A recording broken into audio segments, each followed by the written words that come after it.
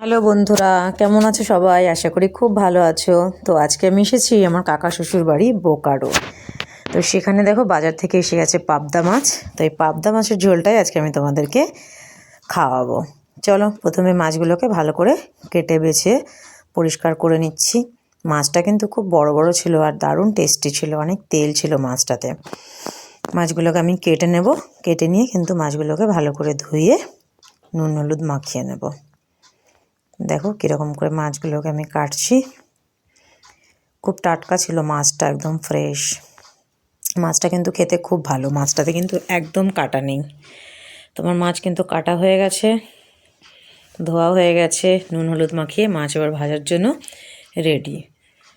মাছগুলোকে প্রথমে ভালো করে এপিট ওপিট নেড়ে নেড়ে ভেজে নিতে হবে। দেখো মাছগুলো কিভাবে ভাজা হচ্ছে। অনেক দিন পরে আমরা আজকে পাবদা মাছ পেয়েছি, অনেকদিন পরে পাবদা মাছ খাওয়া হলো। মাছটাকে কিন্তু আমি খুব সিম্পলভাবেই রান্না করব আজকে। মাছগুলোকে প্রথমে আমি কড়া করে ভেজে নিলাম, এরপর কড়াইতে দিয়ে দিলাম জিরা ফোড়ন। এখানে তোমরা চাইলে কালো জিরাও ফোড়ন দিতে পারো। এরপর আমি একটু সর্ষে আর কাঁচা লঙ্কা বেটে কড়ার ভেতরে দিয়ে দিলাম। সেটা নাড়াচাড়া হয়ে গেলে আমি এর ভেতরে অল্প দিয়ে দেবো জল। দেখো মশলাটা কিন্তু আমার প্রায় ফুটে এসছে।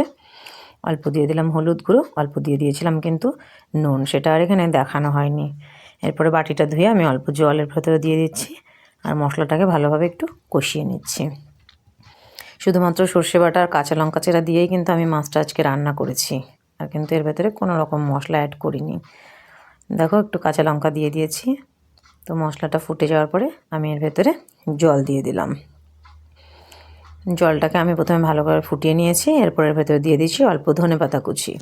এরপর আমি এর ভেতরে কিন্তু ভাজা মাছগুলো আস্তে আস্তে দিয়ে দিলাম। ভাজা মাছগুলো দিয়ে আমাকে বেশিক্ষণ রাখতে হবে না, কারণ আমার জলও ফুটে গেছে আর আমার মাছও ভাজা। আর আমি এর মধ্যে আর অন্য কোনো মশলাও দিইনি আর আলুও দিইনি। দেখো একটু সময় ঢাকা দিয়ে রেখেছি যাতে মাছের ভেতরে ভালো করে মশলাটা ঢুকে যায়। আমার মাছ কিন্তু রেডি হয়ে গেছে। তো টাটকা মাছ কিন্তু এরকম হালকা তেলে হালকা ঝোলে বেশি তেল মশলা ছাড়া খেতে কিন্তু দারুণ লাগে। আমরা এটা গরম ভাতের সাথে খেয়েছিলাম, দারুণ লাগে। তোমরাও কিন্তু খেয়ে অবশ্যই জানিও কেমন লাগলো। ধন্যবাদ সবাই।